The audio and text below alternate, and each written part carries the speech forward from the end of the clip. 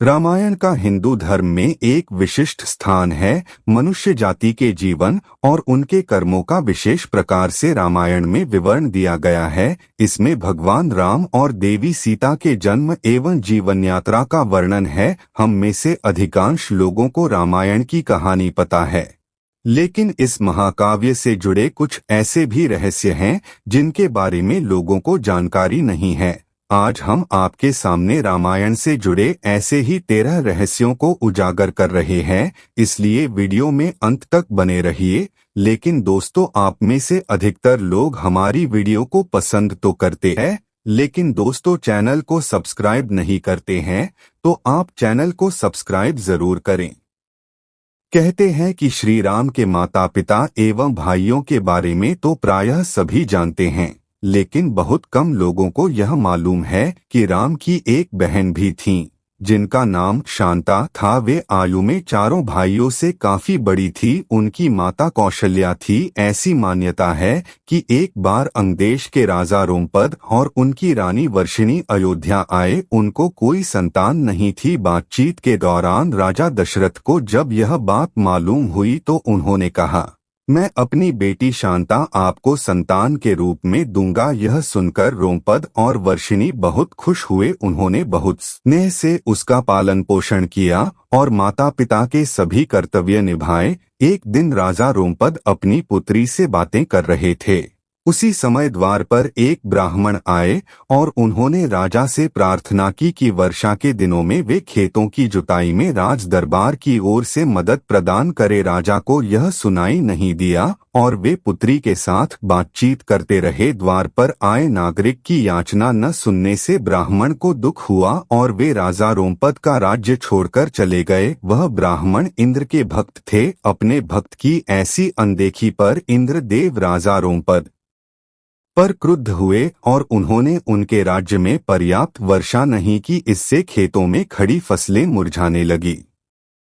इस संकट की घड़ी में राजा रोमपद ऋष्यशृंग ऋषि के पास गए और उनसे उपाय पूछा। ऋषि ने बताया कि वे इंद्रदेव को प्रसन्न करने के लिए यज्ञ करे। ऋषि ने यज्ञ किया और खेत खलिहान पानी से भर गए। इसके बाद ऋष्यशृंग ऋषि का विवाह शांता से हो गया और वे सुखपूर्वक रहने लगे। बाद में ऋष्यशृंग ने ही दशरथ की पुत्र कामना के लिए पुत्र कामेष्टि यज्ञ करवाया था। जिस स्थान पर उन्होंने यह यज्ञ करवाया था वह अयोध्या से लगभग 39 किमी पूर्व में था और वहां आज भी उनका आश्रम है और उनकी तथा उनकी पत्नी की समाधियां है। राम को भगवान विष्णु का अवतार माना जाता है, लेकिन आपको पता है कि उनके अन्य भाई किसके अवतार थे?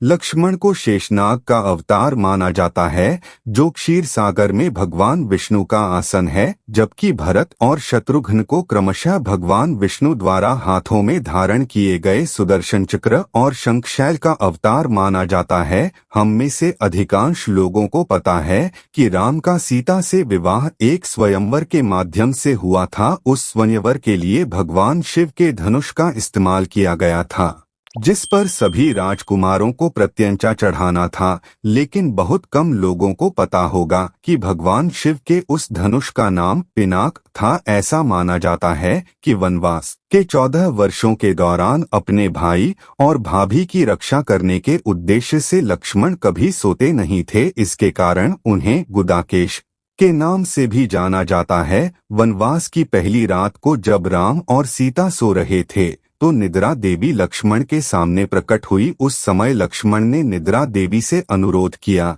कि उन्हें ऐसा वरदान दें कि वनवास के 14 वर्षों के दौरान उन्हें नींद न आए और वह अपने प्रिय भाई और भाभी की रक्षा कर सके। निद्रा देवी इस बात पर प्रसन्न होकर बोली कि अगर कोई तुम्हारे बदले 14 वर्षों तक सोए तो तुम्हें यह वरदान प्राप्त हो सकता है। इसके बाद लक्ष्मण की सलाह पर निद्रा देवी लक्ष्मण की पत्नी और सीता की बहन उर्मिला के पास पहुंची। उर्मिला ने लक्ष्मण के बदले सोना स्वीकार कर लिया और पूरे 14 वर्षों तक सोती रही। रामायण महाकाव्य की कहानी के बारे में हम सभी जानते हैं कि राम और सीता लक्ष्मण के साथ 14 वर्षों के लिए वनवास गए थे और राक्षसों के राजा रावण को हराकर वापस अपने राज्य लौटे थे। हम में से अधिकांश लोगों को पता है कि राम लक्ष्मण और सीता ने कई साल वन में बिताए थे, लेकिन कुछ ही लोगों को उस वन के नाम की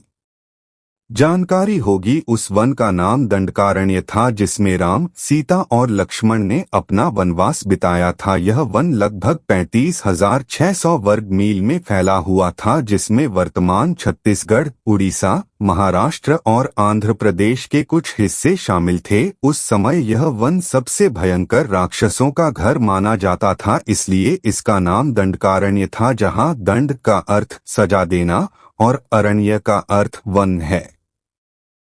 पूरे रामायण की कहानी में सबसे पेचीदा प्रकरण लक्ष्मण रेखा प्रकरण है, जिसमें लक्ष्मण वन में अपनी झोपड़ी के चारों ओर एक रेखा खींचते हैं।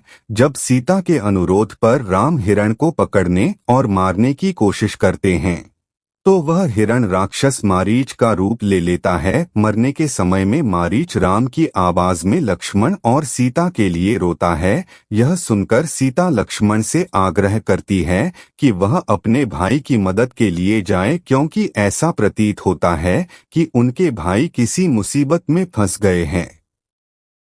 पहले तो लक्ष्मण सीता को अकेले जंगल में छोड़कर जाने को राजी नहीं हुए, लेकिन बार बार सीता द्वारा अनुरोध करने पर वह तैयार हो गए।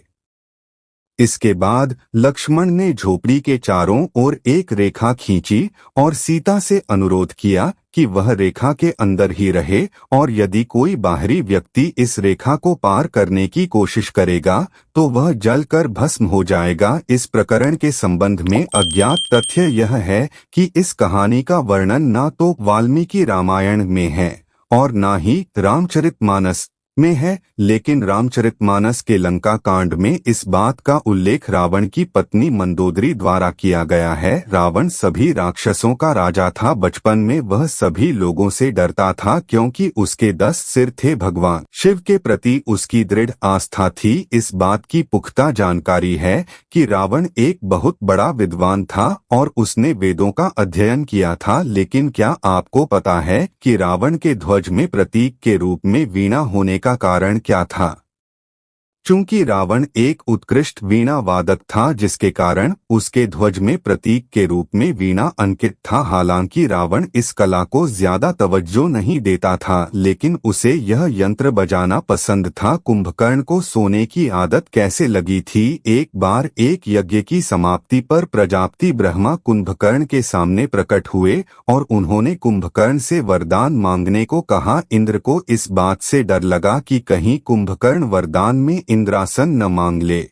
अतः उन्होंने देवी सरस्वती से अनुरोध किया कि वह कुंभकर्ण की जिह्वा पर बैठ जाएं, जिससे वह इंद्रासन के बदले निद्रासन मांग ले। इस प्रकार इंद्र की ईर्ष्या की वजह से कुंभकर्ण को सोने का वरदान प्राप्त हुआ था। रामायण की कहानी के अंतिम चरण में वर्णित है कि राम और लक्ष्मण ने वानर सेना की मदद से लंका पर विजय प्राप्त करने के लिए एक पुल का निर्माण किया था। ऐसा माना जाता है कि यह कहानी लगभग 1750 साल पहले की है। हाल ही में नासा ने पाक जलमध्य में श्रीलंका और भारत को जोड़ने वाले एक मानव निर्मित प्राचीन पुल की खोज की है, और शोधकर्ताओं और पुरातत्वविदों के अनुसार इस पुल के निर्माण की अवधि रामायण महाकाव्य में वर्णित पुल के निर्माण काल से मिलती है। नासा के उपग्रहों द्वारा खोजे गए इस पुल को आदम का पुल कहा जाता है और इसकी लंबाई लगभग 30 किलोमीटर है। रामायण की पूरी कहानी पढ़ने के बाद हमें पता चलता है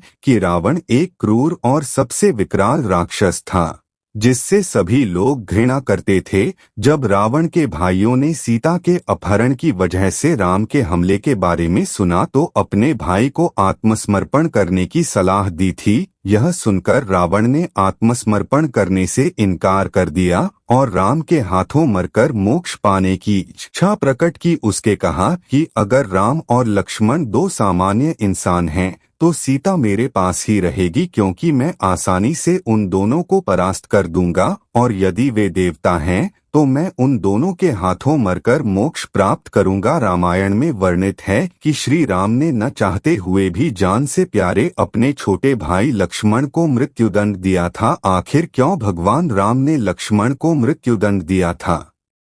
यह घटना उस वक्त की है जब श्री राम लंका विजय के बाद अयोध्या लौट आए थे और अयोध्या के राजा बन गए थे। एक दिन यम देवता कोई महत्वपूर्ण चर्चा करने के लिए श्री राम के पास आते हैं। चर्चा प्रारंभ करने से पूर्व उन्होंने भगवान राम से कहा कि आप मुझे वचन दें कि जब तक मेरे और आपके बीच वार्तालाप होगी हमारे बीच कोई नहीं आएगा, और जो आएगा उसे आप मृत्युदंड देंगे। इसके बाद राम लक्ष्मण को यह कहते हुए द्वारपाल नियुक्त कर देते हैं कि जब तक उनकी और यम की बात हो रही है वो किसी को भी अंदर न आने दे, अन्यथा वह उसे मृत्युदंड दे देंगे। लक्ष्मण भाई की आज्ञा मानकर द्वारपाल बनकर खड़े हो जाते हैं। लक्ष्मण को द्वारपाल बने कुछ ही समय बीतने के बाद वहां पर ऋषि दुर्वासा का आगमन होता है।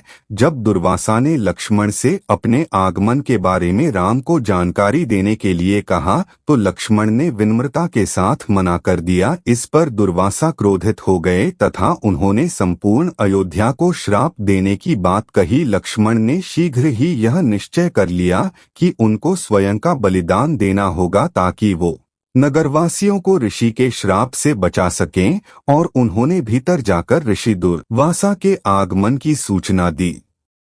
अब श्री राम दुविधा में पड़ गए क्योंकि उन्हें अपने वचन के अनुसार लक्ष्मण को मृत्युदंड देना था। इस दुविधा की स्थिति में श्री राम ने अपने गुरु वशिष्ठ का स्मरण किया और कोई रास्ता दिखाने को कहा। गुरुदेव ने कहा कि अपनी किसी प्रिय वस्तु का त्याग उसकी मृत्यु के समान ही है, अतः तुम अपने वचन का पालन करने के लिए लक्ष्मण का त्याग कर दो। लेकिन जैसे ही लक्ष्मण ने यह सुना तो उन्होंने राम से कहा कि आप भूल कर भी मेरा त्याग नहीं करना, आपसे दूर रहने से तो यह अच्छा है कि मैं आपके वचन का पालन करते हुए मृत्यु को गले लगा लूं। ऐसा कहकर लक्ष्मण ने जल समाधि ले ली। ऐसा माना जाता है कि जब सीता ने पृथ्वी के अंदर समाहित होकर अपने शरीर का परित्याग कर दिया तो उसके बाद राम ने सरयू नदी में जल समाधि लेकर पृथ्वी लोक का परित्याग किया था। तो दोस्तों, अगर आपको हमारी वीडियो पसंद आई हो तो वीडियो को लाइक और चैनल को सब्सक्राइब करके बेल आइकन को अवश्य दबाएं। धन्यवाद।